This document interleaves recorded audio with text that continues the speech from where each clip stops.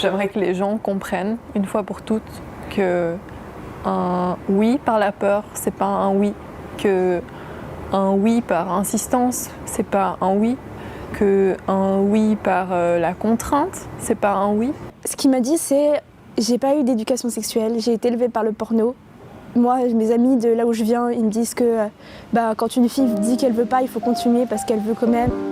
C'est chiant quoi, parce que moi je suis venue là pour étudier, pour me faire des potes, pour être une camarade, mais avant tout ça, en fait, je suis une proie. C'est juste pas possible que nous, on connaisse toutes quelqu'un, une fille à qui c'est arrivé et que apparemment personne chez les gars est au courant que ça existe et que ça arrive à l'EPFL. Et du coup, pour moi, il y a un problème parce que c'est juste pas possible. Donc voilà, je donne maintenant la parole à Marijn qui va présenter cette campagne. Et si vous avez des questions, vous pouvez les poser en ligne en français ou en anglais. Merci.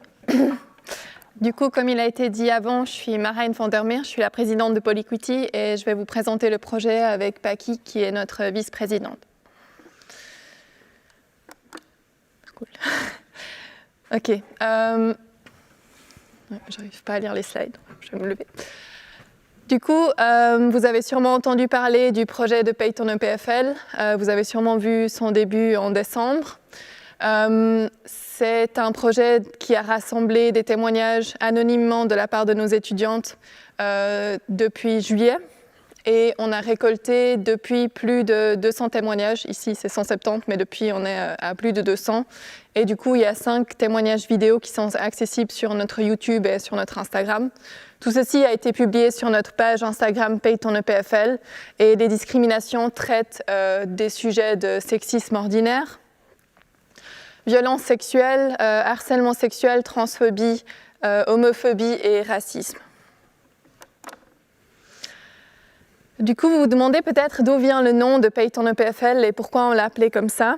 Ça vient du fait que non seulement le PFL, c'est déjà assez dur comme ça, on souffre déjà bien assez en tant qu'étudiant normal, mais en plus, dû à notre statut de minorité, en tant que femme ou autre, on paye un prix supplémentaire qui est dû à la discrimination qu'on vit régulièrement sur le campus. Et du coup, on a lancé cette campagne parce que on avait toutes des histoires personnelles à raconter, on avait toutes des histoires qu'on avait entendues de la part d'amis, et en fait on en avait marre. Et on voulait briser le tabou et le silence qui entoure ça, parce qu'on a l'habitude d'en parler, on a l'habitude que les gens soient surpris ou pas du tout. Et du coup, Paye ton EPFL est une campagne qui devait faire de la sensibilisation sur ce sujet et donner une voix aux personnes qui n'en avaient pas jusqu'à maintenant. Ici, je vous ai mis quelques exemples de témoignages qu'on a reçus, mais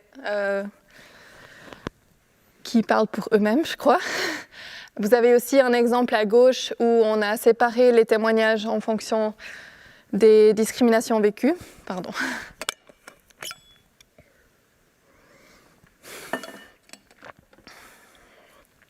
C'est pas toujours facile d'en parler.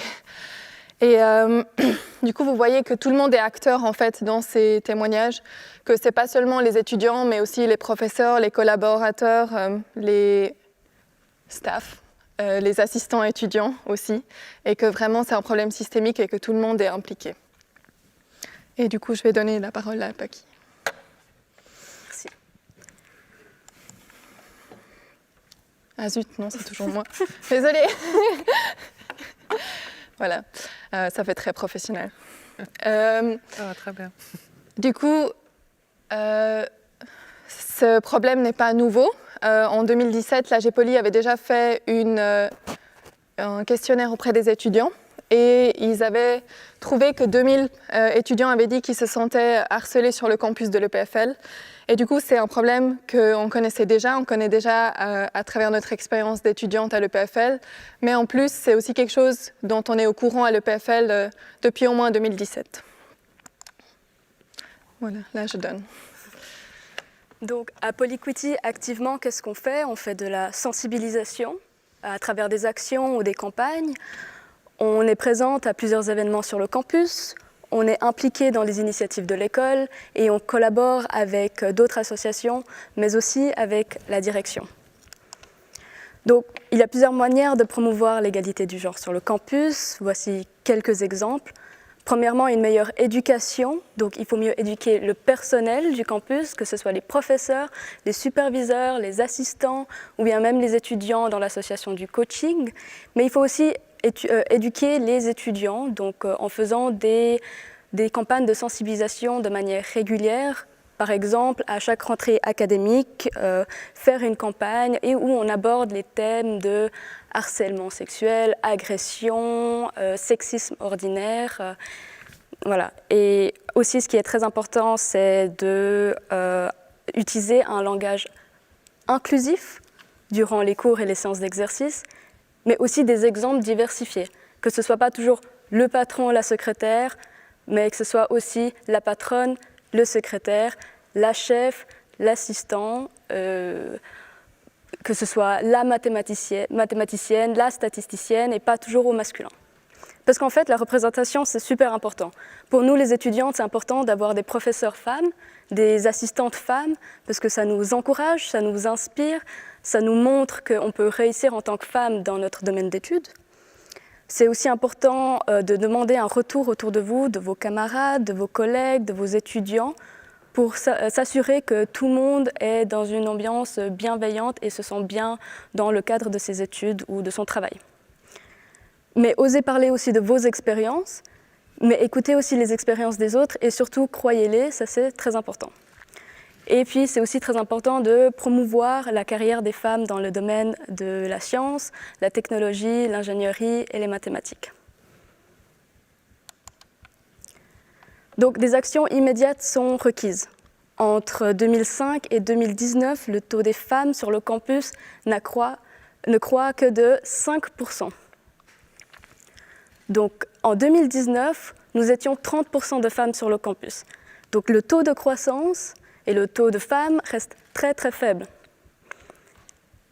On a reçu pas mal de témoignages qui disaient que des étudiantes ont quitté le PFL à cause des agressions qu'elles ont subies, du harcèlement, des professeurs qui dénigrent leurs compétences juste parce que ce sont des femmes.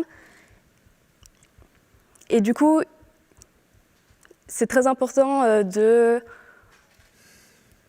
travailler sur ça.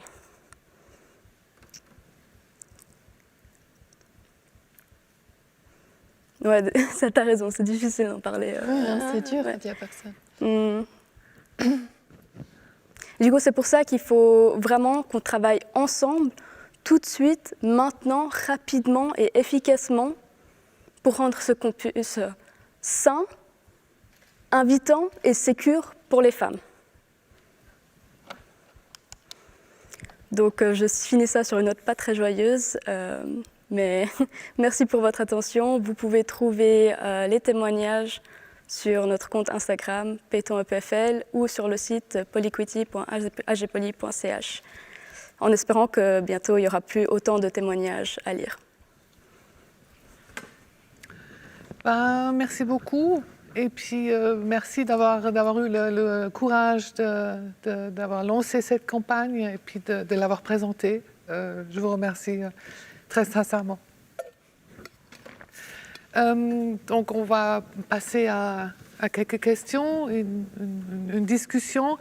Et donc, ensuite, on passera aux questions du public. Juste peut-être au préalable, cette campagne, elle a déjà déclenché des actions à l'EPFL et puis au-delà. Mais les résultats montrent bien qu'on a vraiment besoin d'un changement de culture. Donc, première question, avez-vous été surpris du nombre de témoignages? Parce que j'ai entendu que vous avez même reçu aussi des témoignages de l'ETERA.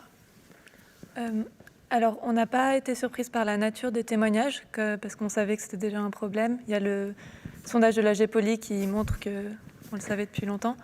Mais c'est vrai que le nombre de témoignages, on a été surpris parce qu'il faut beaucoup de courage pour témoigner.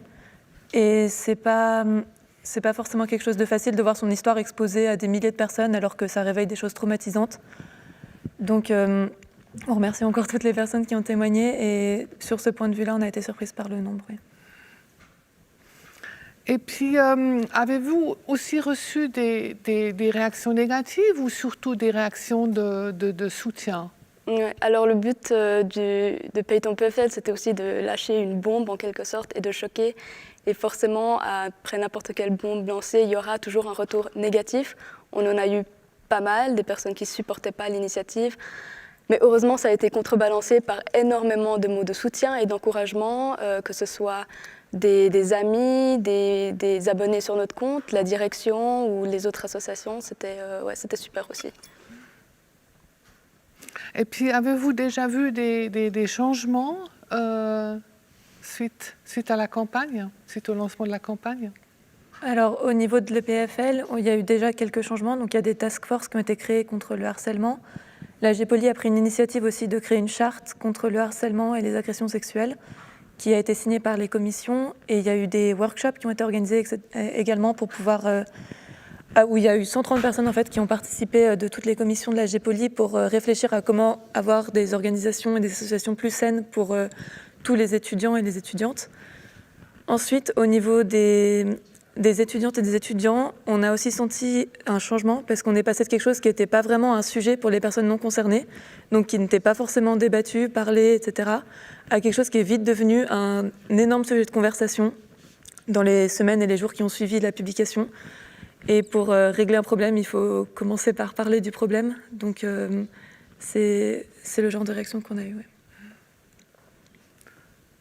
Et puis bon, peut-être aussi on peut mentionner au niveau fédéral, puisque il y a eu la commission qu'on appelle VBK, donc de l'économie, l'éducation et puis la culture, qui a déposé une motion pour que l'ETH et puis l'EPFL fassent une campagne de sensibilisation.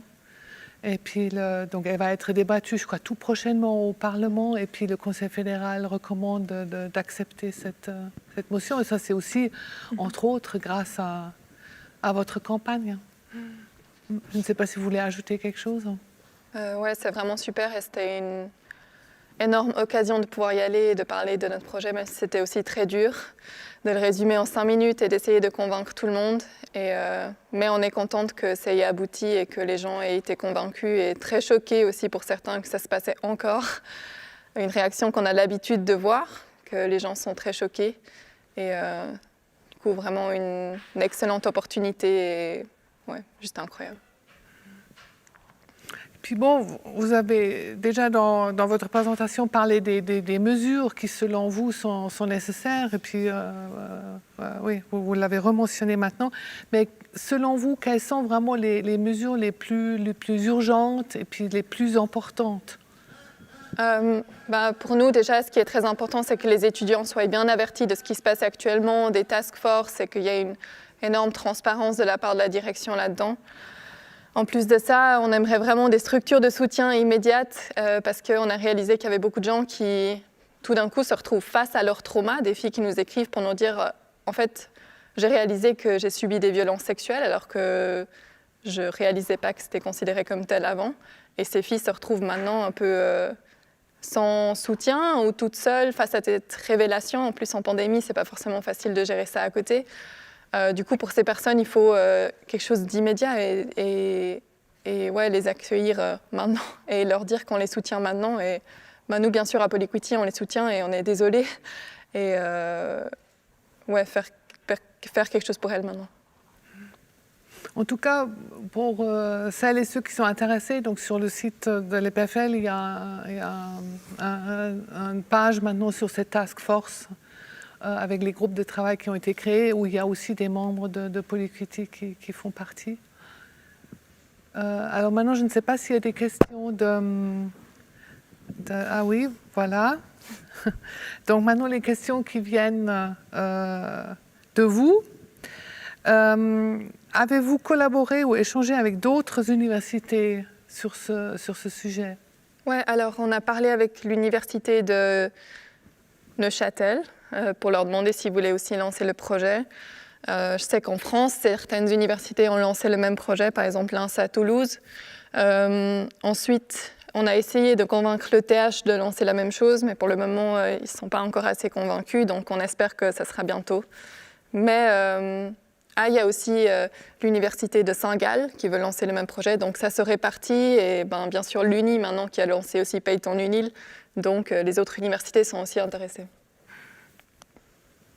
Une autre question, est-ce que les étudiants et étudiantes étaient réceptifs à la campagne ? Comme on a dit avant, on a eu toutes sortes de réactions. Je pense que la majorité était clairement réceptive. On a eu énormément de mots de soutien, mais aussi énormément de témoignages. Le premier jour, on a publié une quarantaine. 2-3 jours plus tard, on en avait plus de 150. Donc beaucoup de personnes ont participé.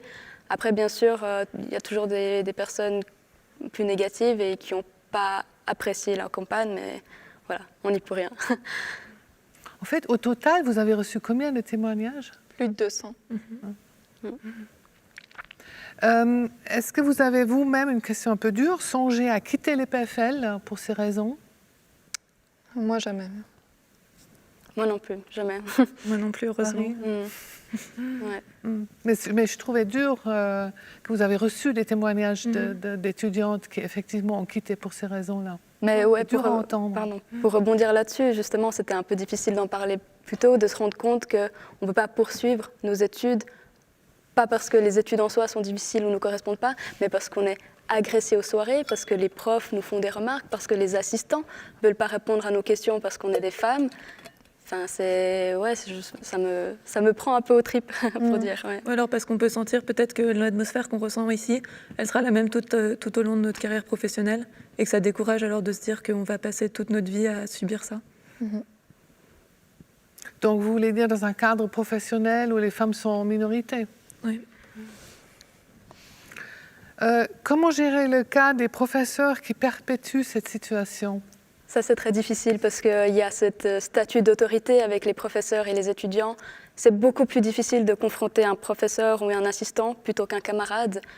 Et c'est pour ça qu'en fait, il nous faut un établissement à part, une troisième partie, en fait, comme un lieu pour pouvoir se confier, qui s'occuperont de nos problèmes. Et ce n'est pas à nous de confronter un professeur tout seul, parce que ça, c'est impossible, quoi. Alors, est-ce que Polycritique travaille aussi avec des publics plus jeunes ? On vous demande de tout faire pour accroître les connaissances dès le plus jeune âge. Alors ça, c'est moins nous. Il y a d'autres structures de l'EPFL qui s'occupent de ça, comme normalement, ils en ont déjà parlé avant notre présentation. Mais non, c'est moins nous, ça. Oui, donc c'est le service, la promotion des sciences qui est dirigée par Farnaz Moser, qui a beaucoup de projets pour les jeunes, notamment bien sûr aussi des projets qui ciblent vraiment les filles. Oui, et puis je peux dire que moi j'ai participé à beaucoup de ces projets, d'ailleurs Internet pour les filles aussi, et je peux que confirmer à quel point ça m'a aidée et motivée en fait. Donc ça vaut de l'or, ces projets. Et puis la dernière question, est-ce que vous imaginez une solution maintenant que cette campagne a suscité autant de réactions ? Alors une solution, ça oui, serait génial qu'il y ait une solution. Un Mais c'est les solutions dont on a parlé déjà précédemment, donc avoir plus de quelque chose d'institutionnel au niveau de l'EPFL qui puisse aider toutes les victimes et qui puisse empêcher que ce genre d'actes se reproduisent. Et ensuite des solutions au niveau estudiantin, donc au niveau associatif, au niveau des étudiants et étudiantes, individuellement aussi, de prendre conscience de ce climat et d'agir et intervenir quand on est témoin de ce genre de choses. Il y a quand même encore une question. Est-ce que l'EPFL fournit un soutien psychologique à Polycritique et ces personnes qui témoignent ? On est en train de... J'ai demandé au SAE si on pouvait mettre quelque chose en place et on est en train d'y réfléchir et d'en parler parce que je peux que dire à quel point ça affecte mentalement de lire tous ces témoignages et de travailler là-dessus. On se sent... ça pèse sur nos épaules tout le temps et on a l'impression que toutes ces femmes nous écoutent, nous regardent et attendent de nous au final qu'on trouve un peu une solution malgré nous. Et donc pour les personnes qui témoignent, on essaye au plus de les rediriger vers les structures de soutien et pour nous, on espère que ça sera mis en place rapidement.